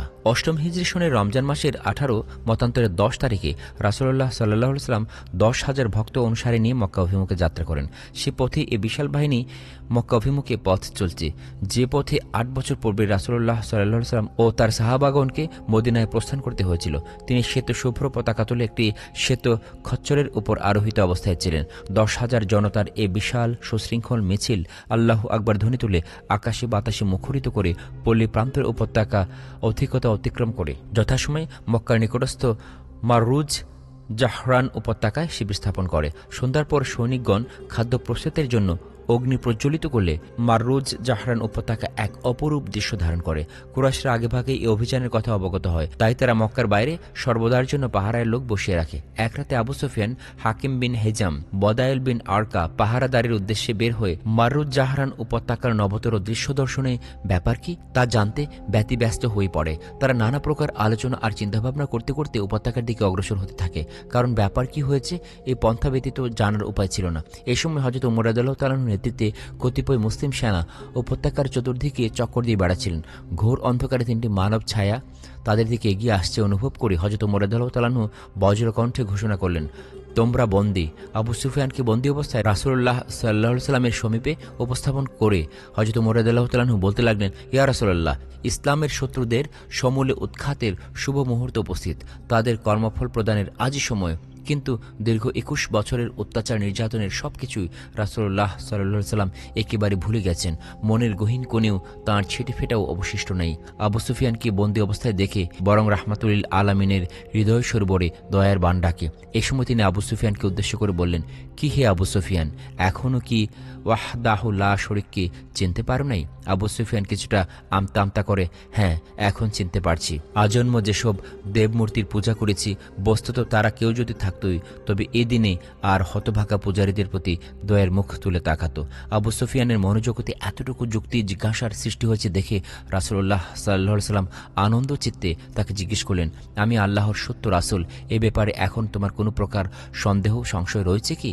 আবু সুফিয়ান নির্ভীক চিত্তে জবাব দিল, এখনও কিছু সন্দেহ রয়েছে। এসব সংলাপের কিছু পরেই আবু সুফিয়ান ইসলাম গ্রহণ করে ধন্য হন। এই অবস্থায় তিনি চলে যেতে চাইলে রাসূলুল্লাহ সাল্লাল্লাহু আলাইহি ওয়াসাল্লাম তাকে সকাল পর্যন্ত থেকে যেতে আদেশ করেন। সুবহি সাদিকের সময় হযরত বেলাল রাদিয়াল্লাহু তাআলা আনহুর কণ্ঠে সমুচ্চ স্বরে আজান ধ্বনিত হয়। সাহাবায়ে কেরাম নামাজ আদায় করেন।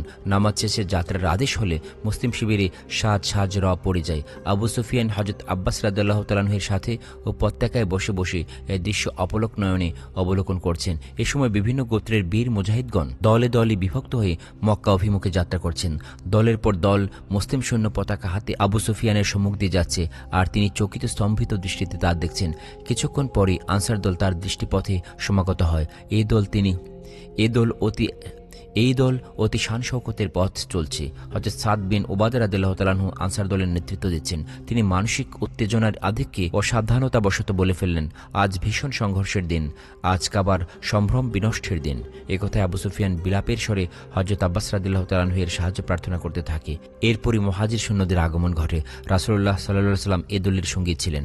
রাসূলুল্লাহ সাল্লাল্লাহু আলাইহি ওয়াসাল্লামকে দেখেই আবু সুফিয়ান আর্তনাদ করে ওঠে জিজ্ঞেস করলেন, মুহাম্মদ, তুমি কি তোমার স্বজনবর্গকে হত্যার আদেশ করেছ? তিনি বললেন, না, কখনোই নয়। এরপর আবু সুফিয়ান হযরত সাদ বিন আবু উবাদা রাদিয়াল্লাহু তাআলা আনহুর উক্তির কথা বলে করুণা প্রার্থীর মতো ফ্যাল নেত্রে রাসূলুল্লাহ সাল্লাল্লাহু আলাইহি ওয়াসাল্লামের প্রতি তাকিয়ে থাকেন। তিনি আবু সুফিয়ানকে বললেন, সাদের উক্তি ঠিক নয়। আজ প্রেম ও করুণার দিন, কাবার সম্ভ্রম চিরপ্রতিষ্ঠিত হবার দিন। সঙ্গে সঙ্গে অশ্বারোহী সংবাদদাতা গিয়ে হযরত সাদ রাদিয়াল্লাহু তাআলা আনহুকে পদচ্যুতির সংবাদ দেয়। তিনি নীরবে নতুন সেনাপতির হাতে পতাকা অর্পণ করে সাধারণ সৈনিকের কাতারে সামিল হন। এবার রাসূলুল্লাহ সাল্লাল্লাহু আলাইহি ওয়াসাল্লাম আবু সুফিয়ানকে বললেন, তুমি মক্কায় গিয়ে সবাইকে অভয় দাও। আজ তাদের প্রতি কোনো প্রকার কঠোরতা করা হবে না। আমার পক্ষ হতে নগরময় ঘোষণা করে দাও, যে অস্ত্র ত্যাগ করবে তাকে অভয় দেয়া হলো, যে কাবায় প্রবেশ করবে তাকে অভয় দেয়া হলো, যে গৃহদ্বার বন্ধ করে রাখবে সে নির্ভয়, যে আবু সুফিয়ানের ঘরে আশ্রয় নেবে সেও অভয়প্রাপ্ত। রাসূলুল্লাহ সাল্লাল্লাহু আলাইহি সাল্লামের অভয়দানের ঘোষণা মুসলিম বাহিনীর সকলকে জানিয়ে দেওয়া হয়। এছাড়াও কঠোর নির্দেশ জারি হয়, নগর প্রবেশকালে অথবা পরে কেউ কোনো প্রকার অস্ত্র ব্যবহার করতে পারবে না, কার প্রতি যেন কোনো প্রকার অসংযত আচরণ করা না হয়। এ বিষয়ে রাসূলুল্লাহ সাল্লাল্লাহু আলাইহি সাল্লাম কঠোর তাকিদ করেন। অতঃপর এক উচ্চস্থানে আরোহণ করে তিনি সেনাদলের কর্মতৎপরতা অবলোকন করতে থাকেন। হযরত খালিদ রাদিয়াল্লাহু তাআলা আনহুর নেতৃত্বেও কিছু সংখ্যক সৈন্য ছিল। তারা যে পথ ধরে মক্কায় প্রবেশ করছিলেন সেদিকে সূর্যকিরণে অস্ত্রের চমক দেখে রাসূলুল্লাহ সাল্লাল্লাহু আলাইহি সাল্লাম অত্যন্ত বিচলিত হয়ে পড়েন এবং কাল বিলম্ব না করে অস্ত্রের ব্যবহারে কৈফিয়ত দানের জন্য খালিদ রাদিয়াল্লাহু তাআলা আনহুকে ডেকে পাঠান। তিনি হাজির হয়ে আত্মপক্ষ সমর্থন করে বললেন, ইয়া রাসূলুল্লাহ, আমি আপনার নির্দেশ প্রতিপালনের জন্য আপ্রাণ চেষ্টা করেছি, কিন্তু এদেরকে কোনো মতেই নিবৃত্ত করা যায় নাই। প্রতিপক্ষই প্রথমে হামলা চালিয়ে 2 জন মুসলমানকে নিহত করেছে। অগত্যা আমাদের অস্ত্র ব্যবহার করতে হয়েছে।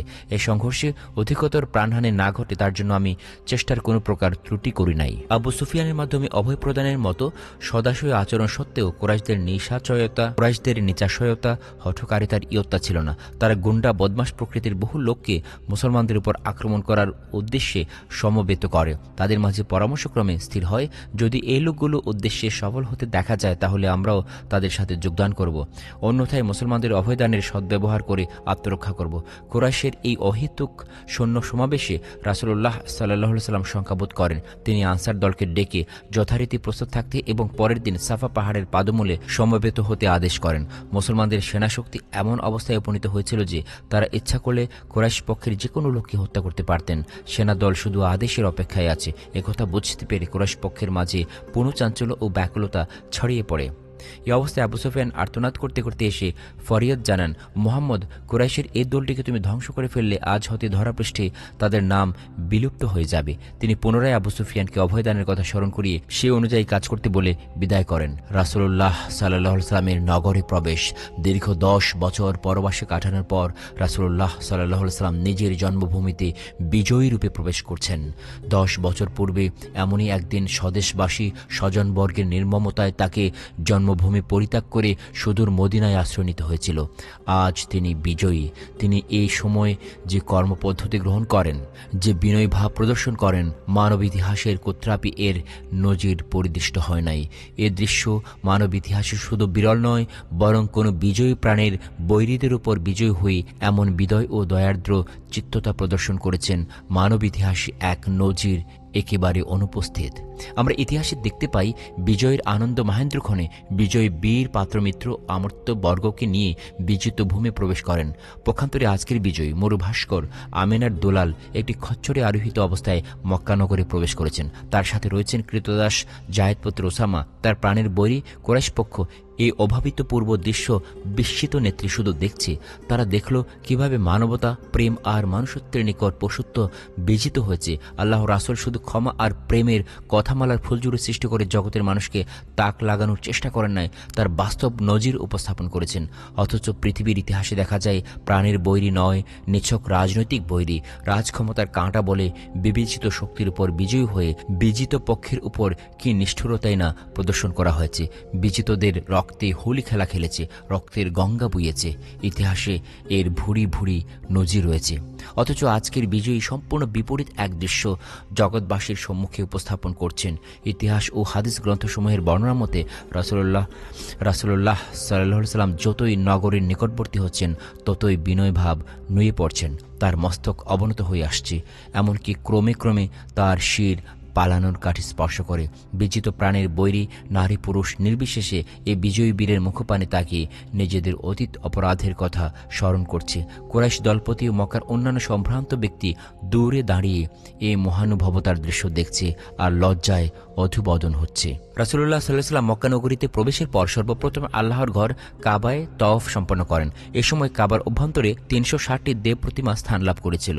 তাওয়াফ শেষে রাসূলুল্লাহ সাল্লাল্লাহু আলাইহি ওয়াসাল্লামের আদেশক্রমে সেগুলো সরিয়ে ফেলা হয়। এমনকি তাওয়াফের শিক্ষক হযরত ইব্রাহিম খলিলুল্লাহ ও ইসমাইল আলাইহিস সালামের প্রতিকৃতি পর্যন্ত কাবার প্রাচীর গাত্রে স্থান পেয়েছিল, সেগুলোও ধুয়ে মুছে পরিষ্কার করা হয়। পৌত্তলিক কুরাইশরা কাবার একটি স্তম্ভ, মারিয়াম ও ঈসা আলাইহিস সালামের প্রতিকৃতিও অঙ্কন করেছিল। এতে শিশু ঈসাকে মায়ের কোলে দেখানো হয়েছে। এই প্রতিকৃতিটিও ধুয়ে মেছে ফেলা হয়। হযরত ওমর রাদিয়াল্লাহু তাআলা আনহু এই কাজের দায়িত্বপ্রাপ্ত হয়েছিলেন।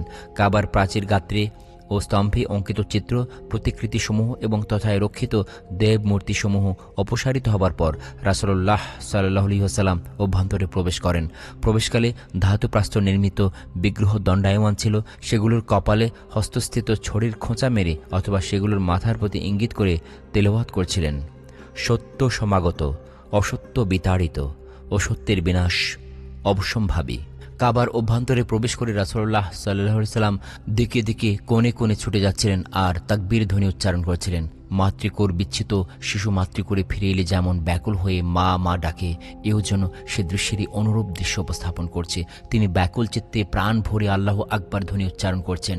তার সহযাত্রীগণও নগর প্রবেশের প্রথম দিন তাকবীর ধ্বনি উচ্চারণ এবং আল্লাহর দরবারে দোয়া প্রার্থনা করে কাটান। দ্বিতীয় দিন নামাজের সময় হলে আদেশক্রমে হযরত বেলাল রাদিয়াল্লাহু তাআলা আনহু আজান দিতে শুরু করেন।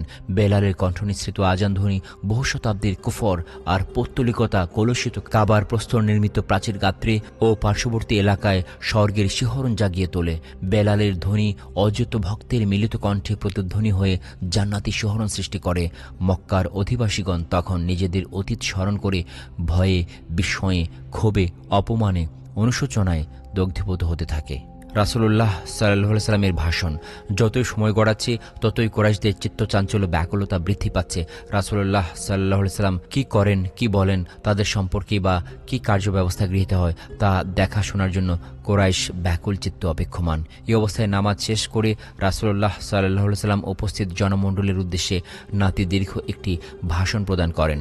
ভাষণের শুরুতেই তিনি বলেন, সকল প্রশংসাই সে আল্লাহর, যিনি তার প্রতিশ্রুতি পূর্ণ করেছেন, তার বান্দাকে সাহায্য করেছেন এবং একাই সংঘশক্তিকে পরাজিত করেছেন। মানুষের সর্বপ্রকার সফলতা কৃতকার্যতার মূল কার্যকরণ শক্তি মহান আল্লাহ। ভাষণের শুরুতেই তাওহীদের এই প্রধানতম মূল মন্ত্র স্মরণ করিয়ে দিয়ে তিনি অত্যাবশ্যকীয় কয়েকটি বিষয়ে নিজের সিদ্ধান্ত ঘোষণা করেন। নিচে সংক্ষেপে তা উদ্ধৃত হল। সবাই শুনে রাখো, অন্ধকার যুগের যাবতীয় অহংকার, তা আর্থিক হোক আর সুনীতিরই হোক, সবই আজ আমার পদযুগল তলে দলিত মথিত এবং চিরকালের তরে রহিত। রাসূলুল্লাহ সাল্লাল্লাহু আলাইহি সাল্লামের উদ্ধৃত ঘোষণার কিঞ্চিত ব্যাখ্যা আবশ্যক। উল্লিখিত ঘোষণায় তিনি অন্ধকার যুগের আরব সমাজে বিরাজিত এক সর্বনাশা ব্যাধির প্রতিকার সাধন করেছেন। যে সর্বনাশা ব্যাধি কবলিত থাকার কারণে তাদের জীবনের বিকাশ ঘটতে পারে নাই, তা হচ্ছে একটি হত্যার জন্য, একটি হত্যার শোণিত পণের জন্য আরবরা যুগ যুগান্তর ধরে পুরুষানুক্রমে প্রতিবেশী গোত্রসমূহের সাথে যুদ্ধবিগ্রহ করত আর লুণ্ঠন ও নরহত্যায় ব্যাপৃত হতো। ব্যক্তির অপরাধের জন্য তার গোত্রকে দায়ী করে অকথ্য অত্যাচার চালানো হতো।